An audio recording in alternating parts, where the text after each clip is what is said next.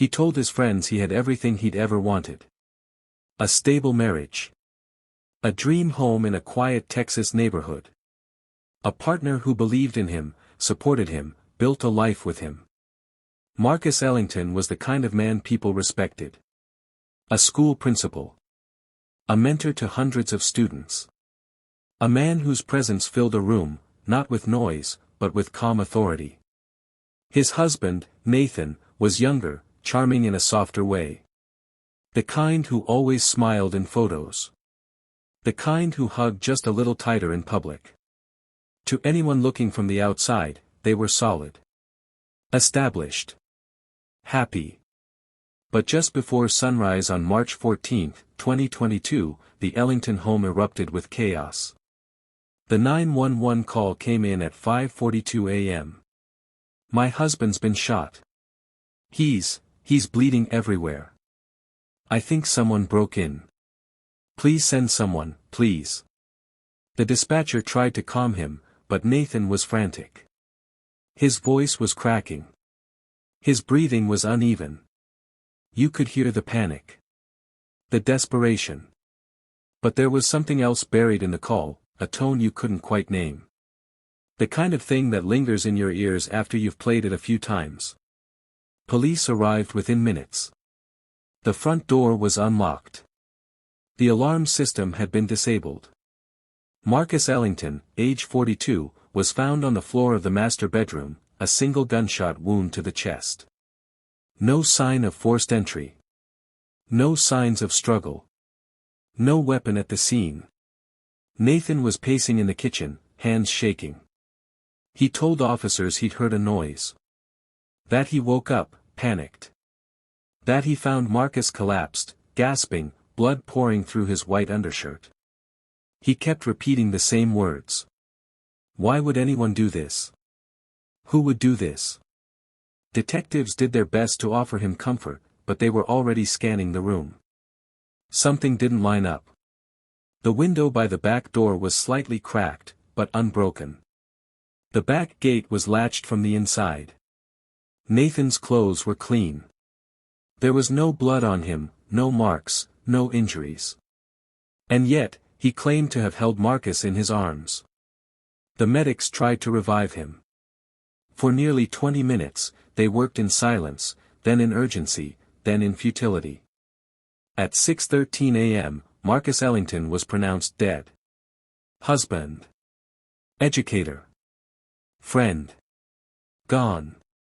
The investigation began immediately. The media didn't pick it up right away, just another tragedy in a city used to headlines. But inside the department, something about this case dug in. A respected man, executed in his own home. A husband with no alibi. A house with no sign of entry. And then, the first strange detail emerged. Nathan had taken out a life insurance policy on Marcus. $3 million. And it wasn't old. It had been finalized just 6 weeks before the murder. The detective leading the case, a veteran of 15 years, described it later as the first crack in the floor. They started with phone records. Emails. Financials. They questioned neighbors, friends, colleagues. Some spoke highly of Nathan. Polite, friendly, maybe a little distant. Others said they hadn't seen much of him lately. One neighbor, who lived directly across the street, said she thought the couple had separated. That Marcus had been coming and going at odd hours. That she hadn't seen them together for almost a month. But the police found no proof of a separation. No legal filings. No conversations about divorce. In fact, their finances were more intertwined than ever. Shared accounts. Joint property. Power of attorney. All intact. So why would a man kill the person he shared everything with? What could push someone that far? That question became the heartbeat of the investigation. But the answer was something no one was ready to face.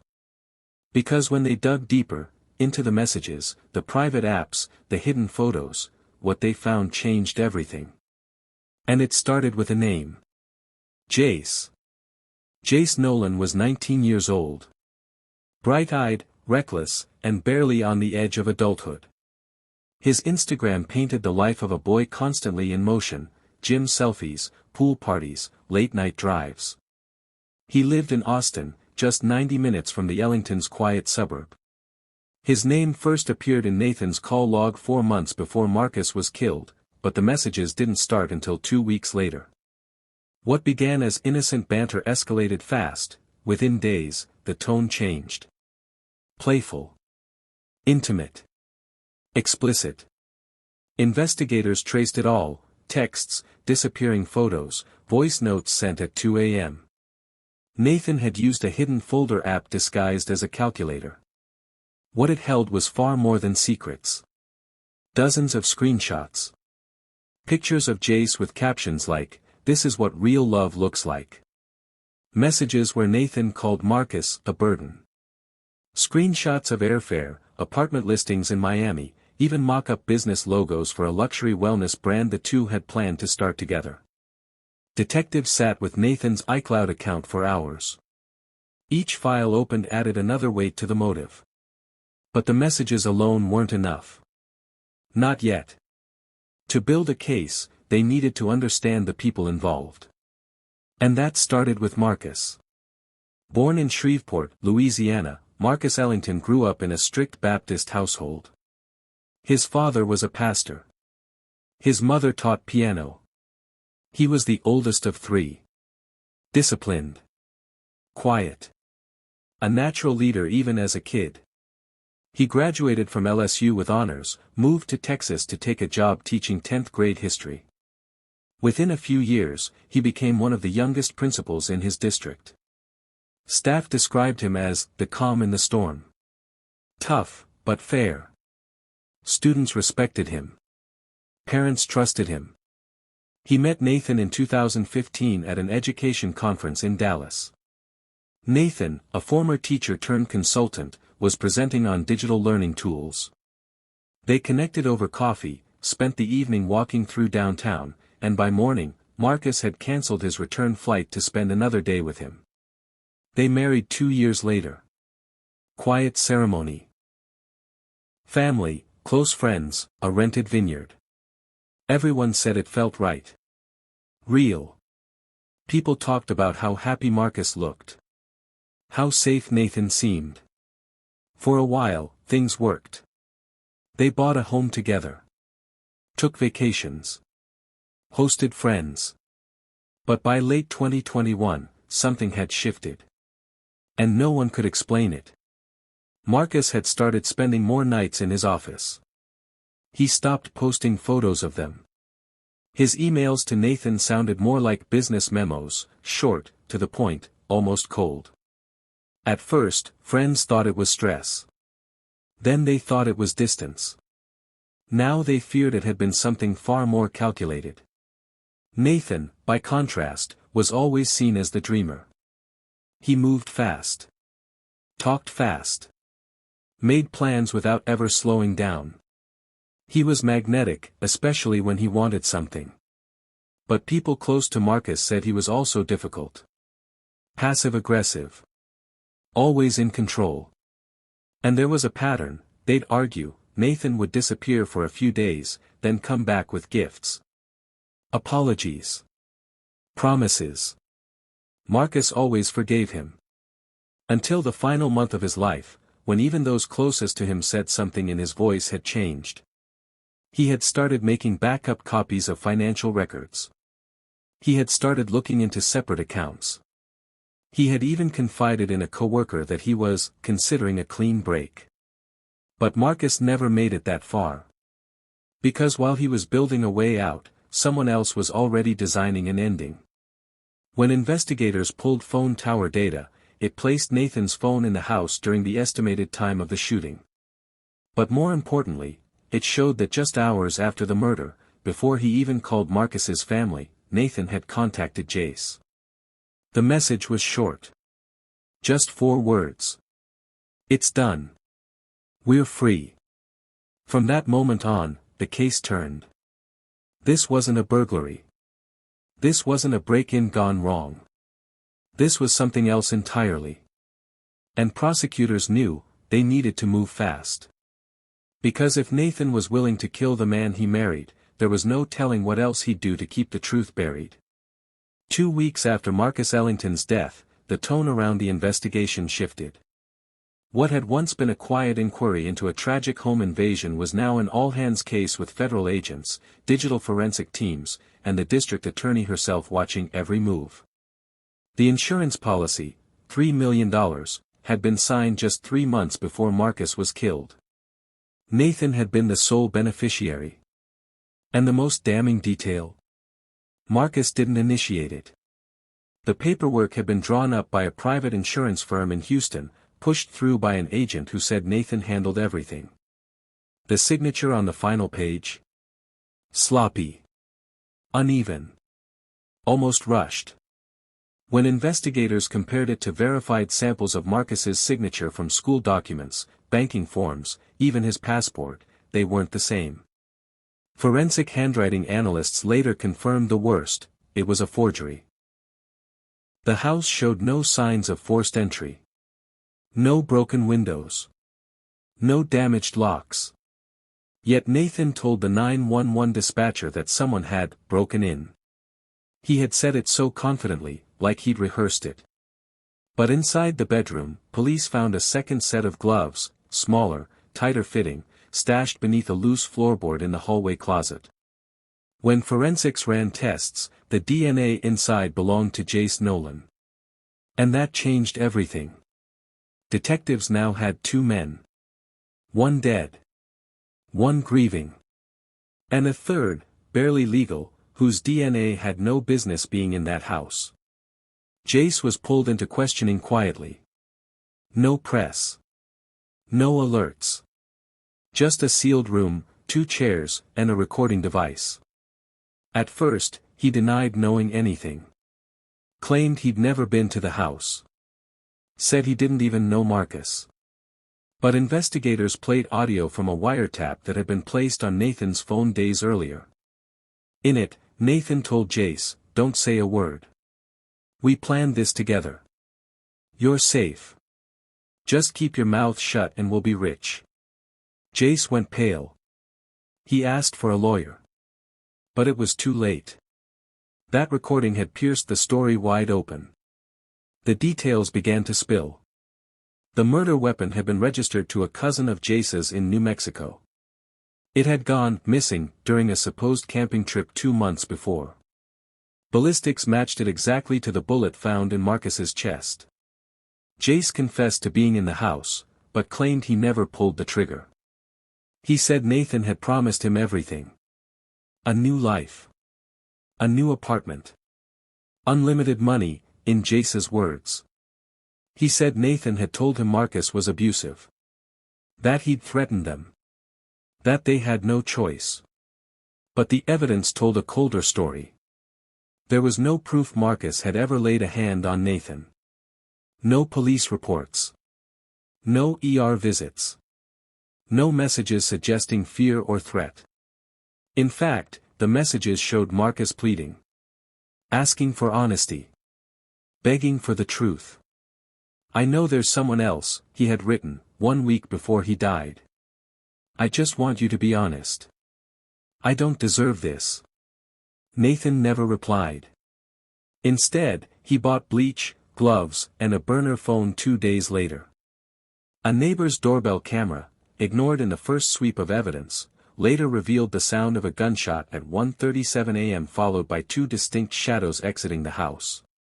One tall. One shorter. Both hooded. Both calm. They walked to a car parked at the corner. A black Mazda with a taped-up taillight. When police ran the plate, it came back to Jace Nolan's aunt. He had borrowed it the day before the murder. What once looked like grief now looked like precision. Nathan had staged it all. He waited for Marcus to fall asleep. Texted Jace to meet him behind the neighborhood park. Let him in through the back sliding door. They crept up the stairs. Marcus never saw it coming. One shot. Clean. Quiet. Then they wiped the surfaces. Bagged the weapon. Hid the gloves. Nathan sent the message, "It's done. We're free." And drove Jace home. Then he waited. He waited almost an hour before making the 911 call, ensuring Jace had time to disappear. He cried on the call. Screamed. Told the dispatcher he found Marcus cold. That someone had come in the night. But he never mentioned the gunshot. Never mentioned seeing anyone flee. His story began to crumble the moment detectives started asking why. Why did he wait so long to call? Why did he clean the counters? Why didn't he try CPR? And why, if he truly feared for his life, did he transfer $200,000 into a separate account less than 24 hours after Marcus died? The prosecutor called it financial homicide. A murder committed for money, masked by romance, executed with calculation. But there was more. Because Nathan hadn't just planned Marcus's death. He had prepared to erase him entirely. Deleted photos. Cancelled memorial services. Told friends they'd decided to keep it private. He even tried to sell the house just 8 days after the funeral. He was rewriting the story in real time. But the evidence wouldn't let him.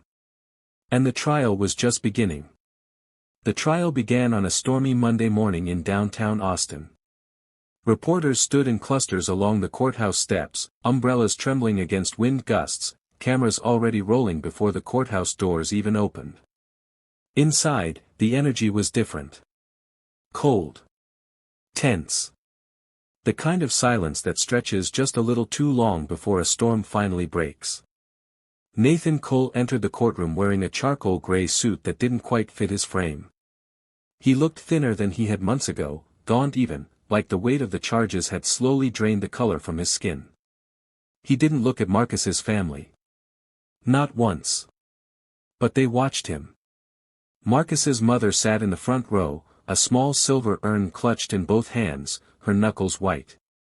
His sister wept silently into a folded tissue. His best friend, seated beside them, never blinked, eyes locked on Nathan like a trigger waiting to be pulled. The prosecution wasted no time. They opened with the audio recording, the one where Nathan told Jace Nolan to keep his mouth shut. The courtroom stiffened at the sound of Nathan's voice. Calm. Methodical. Familiar. It wasn't the voice of a man who had just lost the love of his life. It was the voice of a man who had already moved on. Then came the surveillance footage, the two shadows leaving the house, the car with the broken taillight, the timestamp that matched the gunshot almost to the second. But it was the texts that shifted the tide. A forensic expert read them aloud. Marcus's final messages, pleas for honesty, clarity, closure. Nathan's responses were cold. Short. Dismissive. You're overthinking. Don't start this again. I'm tired. But the prosecution saved the worst for the second day. It was a single email, recovered from a deleted account Nathan thought he had erased forever. Subject, proposal, our future. It had been sent to Jace Nolan 6 weeks before Marcus was murdered. In it, Nathan outlined a plan to start over once they had the money. He even detailed the city he wanted to move to, Los Angeles. He'd found them a condo. A new car. He even wrote, "We'll be untouchable by summer." The jury sat motionless. Some shook their heads. Others took notes with shaky hands. The defense tried to argue that Jace had acted alone. That Nathan had been manipulated. That the recording was taken out of context. But it was a losing battle. The evidence didn't just suggest Nathan's guilt, it painted it. And then came the most damning moment of all.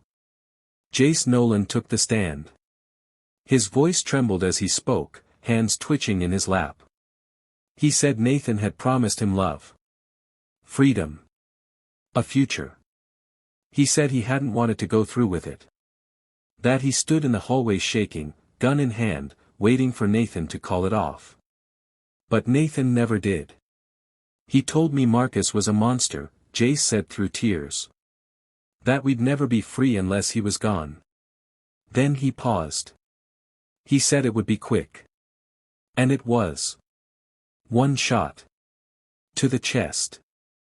But Jace said he couldn't forget the sound Marcus made when he hit the floor. A soft gasp. A struggle for breath. The sound of a man who didn't see it coming. Who had trusted the very person who was standing over him. I ran, Jace whispered. I ran because I couldn't watch him die. The courtroom fell into silence. The kind of silence that settles deep into the bones.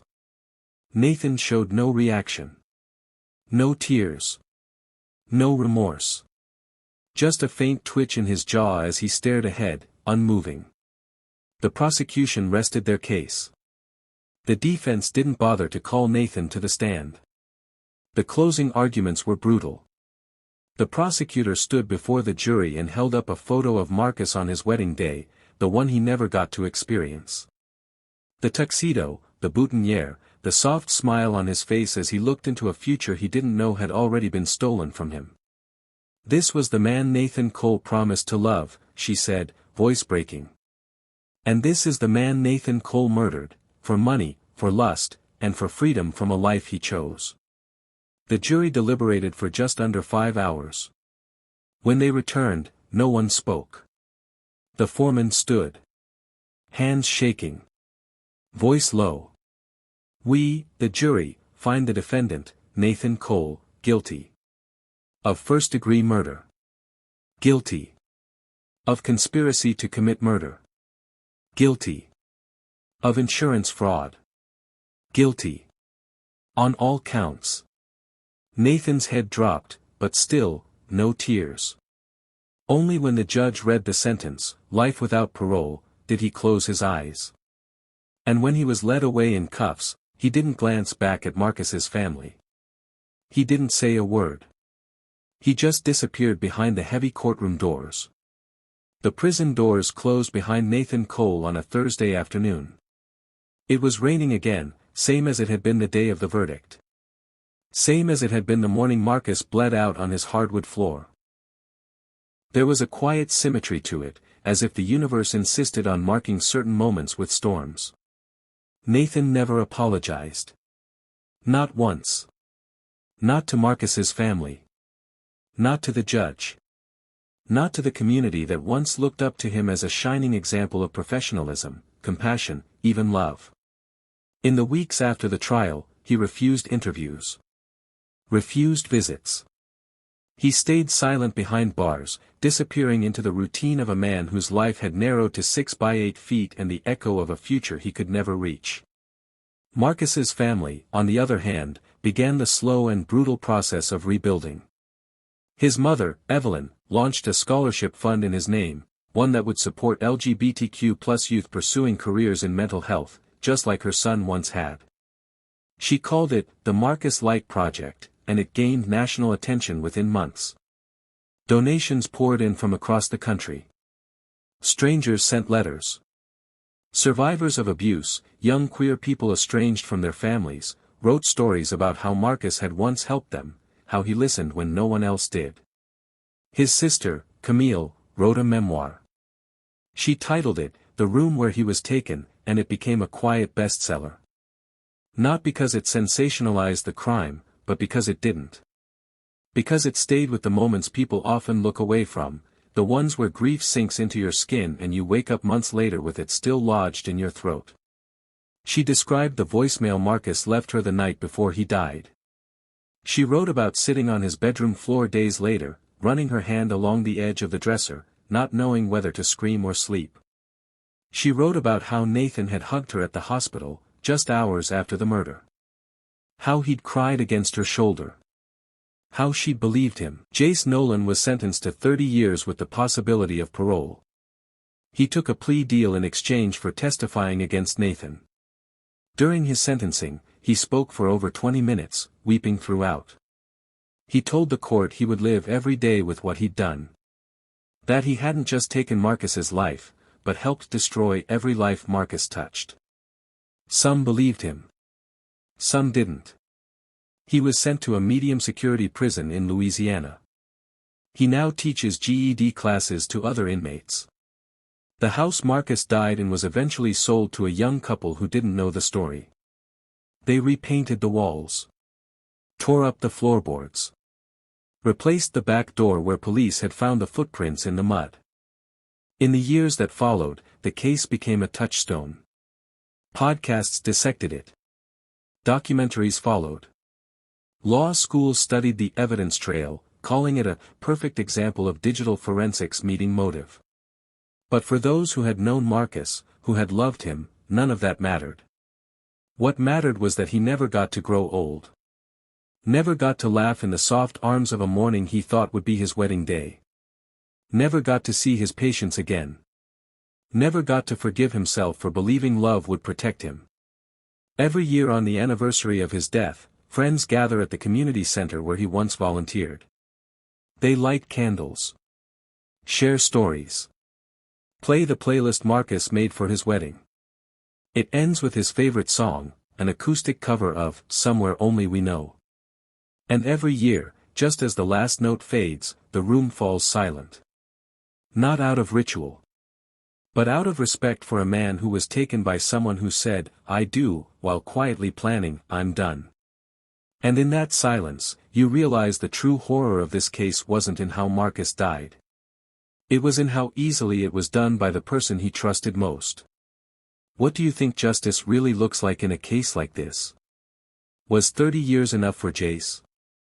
Did Nathan deserve life without parole, or something even harsher? Do you believe Marcus saw the danger coming? Or was he just, in love? We want to hear your thoughts. Drop your theories, questions, and reflections in the comments below. If this case moved you, if it made you think twice about how love and lies can intertwine so fatally, then make sure to like this video, subscribe for more deep dives into true crime stories that matter, and share this with someone who needs to hear Marcus's story. There are so many more stories we need to tell. And we can't do it without you.